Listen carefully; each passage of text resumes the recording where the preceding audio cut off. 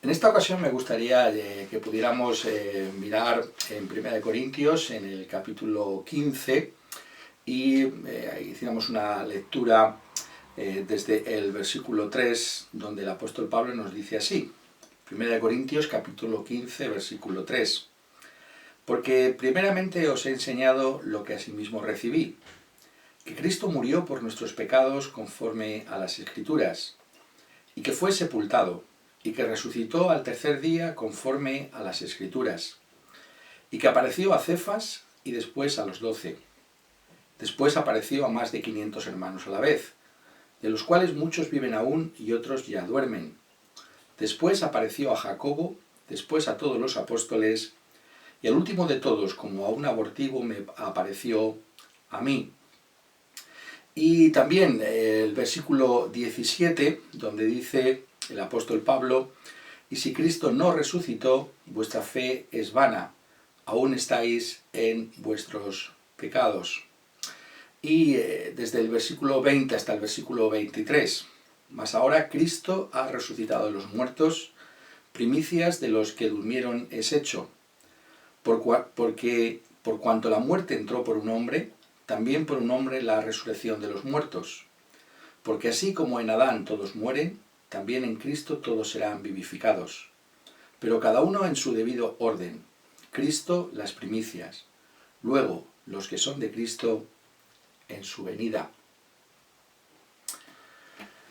Y nos encontramos en lo que se conoce como el Domingo de Gloria, el domingo en el que recordamos de una manera particular la resurrección de nuestro Señor Jesucristo de entre los muertos.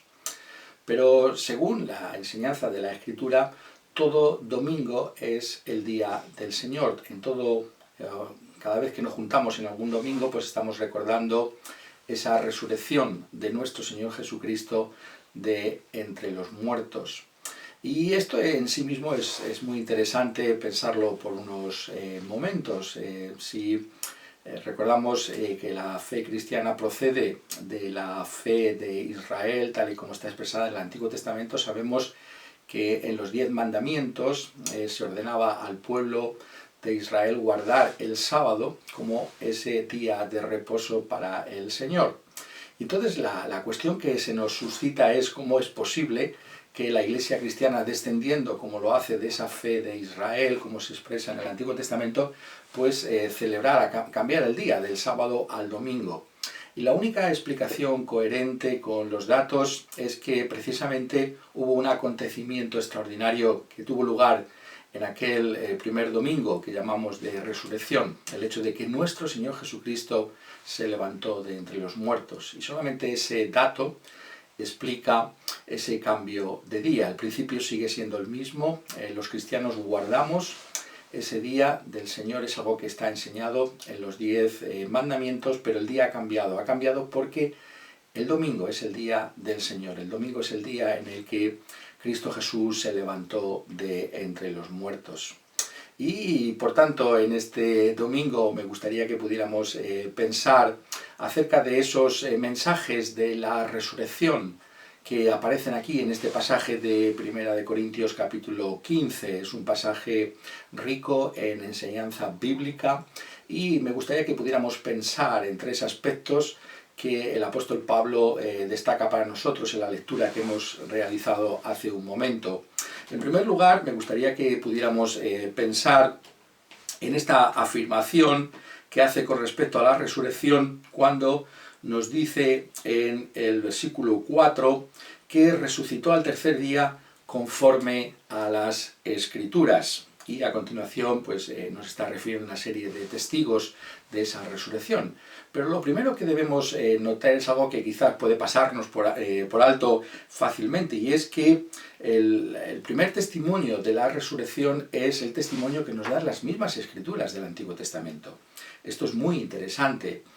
Nosotros quizás, si hubiéramos tenido que escribir este relato, habríamos en primer lugar hablado acerca de los testigos de la resurrección de nuestro Señor Jesucristo, pero el apóstol Pablo nos dice que lo primero es que aquí se están cumpliendo las Escrituras. Es decir, está refiriéndose al hecho de que en el Antiguo Testamento ya se anunció de antemano la resurrección de nuestro Señor Jesucristo. Y son varios los pasajes en los que podríamos pensar, a los que se estaría refiriendo el apóstol Pablo. Quizás el pasaje más conocido sería el del Salmo 16, que ya lo citó Pedro en aquel primer mensaje del día de Pentecostés, el primer mensaje de la era cristiana, donde dice en el Salmo 16 y versículos 10 y 11: porque no dejarás mi alma en el Seol, ni permitirás que tu santo vea corrupción. Me mostrarás la senda de la vida. En tu presencia hay plenitud de gozo, delicias a tu diestra para siempre. Y esta es una profecía en la que el Mesías se muestra como aquel que vencería a la muerte, aquel que sería declarado con poder el Hijo de Dios por medio de esa resurrección entre los muertos. Y esto es algo que ya el Antiguo Testamento estaba anticipando para nosotros. Y sabemos también que hay otros pasajes. Quizás también podemos referirnos a Isaías 53 y los versículos 10 y 11, donde dice: con todo eso Jehová quiso quebrantarlo, sujetándole a padecimiento. Cuando haya puesto su vida en expiación por el pecado, verá linaje. Vivirá por largos días, y la voluntad de Jehová será en su mano prosperada. Verá el fruto de la aflicción de su alma y quedará satisfecho. Por su conocimiento justificará a mi siervo justo a muchos, y llevará las iniquidades de ellos.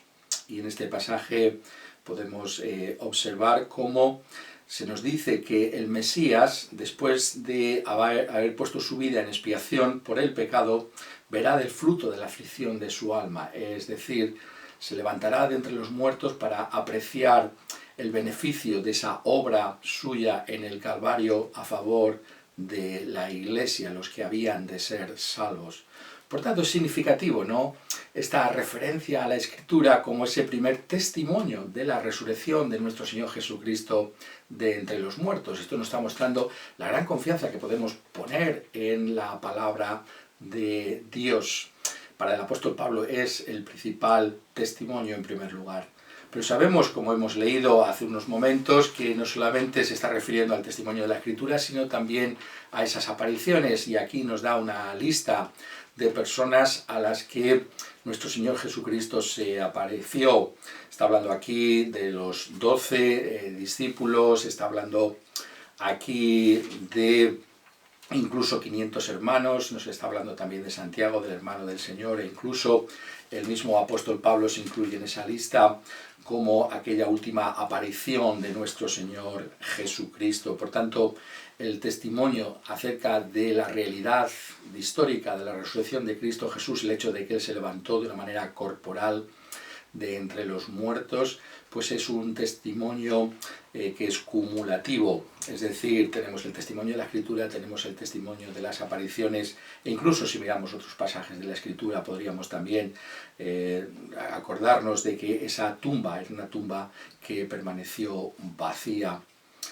Pero en segundo lugar, me gustaría llamar vuestra atención sobre el versículo 17 de 1 Corintios 15, donde dice: y si Cristo no resucitó, vuestra fe es vana, aún estáis en vuestros pecados. Y aquí el apóstol está llamando nuestra atención sobre el hecho de que la resurrección tiene que ver también con el perdón de nuestros pecados. Es verdad que la Escritura nos dice que es en la cruz donde se efectúa esa expiación, ese pago por nuestro pecado, donde nuestro Señor Jesucristo llevó sobre sí la ira que merecían nuestros pecados, pero también la resurrección tiene algo que decirnos con respecto a esa realidad del perdón de nuestros pecados, y es como el apóstol Pablo está enseñando en otro pasaje en Romanos, en el capítulo 4 y versículo 25, donde dice: el cual, hablando de Jesús, fue entregado por nuestras transgresiones y resucitado para nuestra justificación.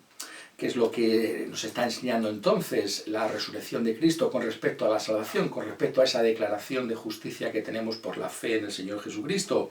Bien, lo que se nos está enseñando es el hecho de que precisamente porque Cristo ha resucitado entre los muertos, entonces tenemos una vindicación de la obra de nuestro Señor Jesucristo en la cruz del Calvario. Es decir, si Cristo no se hubiera levantado entre los muertos, entonces podríamos concluir que el pago que él había efectuado en esa cruz por nuestros pecados pues no había sido admitido por Dios el Padre, pero precisamente porque él ha sido exaltado, precisamente porque se ha levantado de la tumba, podemos estar seguros de que hay perdón de pecados, de que él ha pagado de una manera efectiva, ha satisfecho con su obra en la cruz por nuestros pecados. Y por tanto, el hecho de que Cristo esté vivo nos está anunciando que hay un camino que está abierto de retorno al Padre. Cualquiera de nosotros puede, por tanto, acercarse a Dios y decir, es verdad, yo soy pecador, pero yo sé que Cristo dio su sangre en la cruz para el perdón de mis pecados y estoy persuadido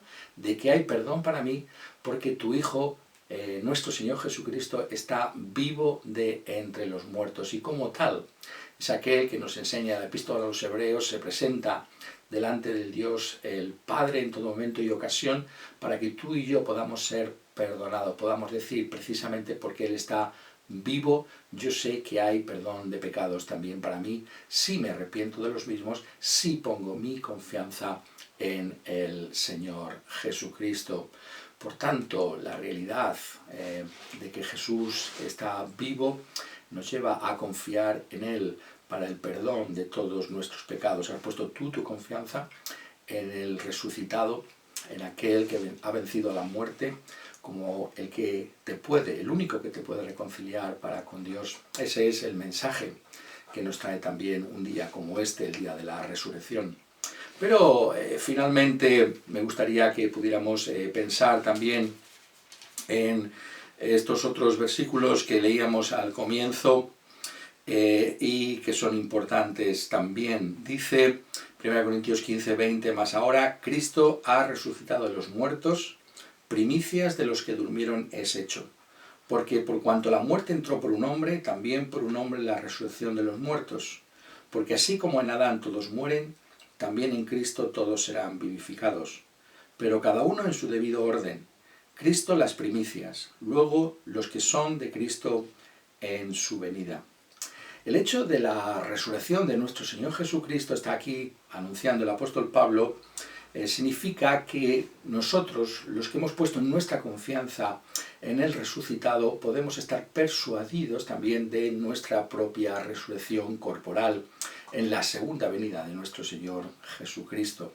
Si Él, que es la cabeza, ha sido resucitado, nosotros que somos su cuerpo también lo seremos. Él es las primicias y precisamente porque Él ya está vivo de entre los muertos, porque Él ha resucitado de una manera corporal y física, nosotros podemos estar persuadidos de que así también acontecerá con cada uno de los que hemos puesto nuestra fe en el Señor Jesucristo.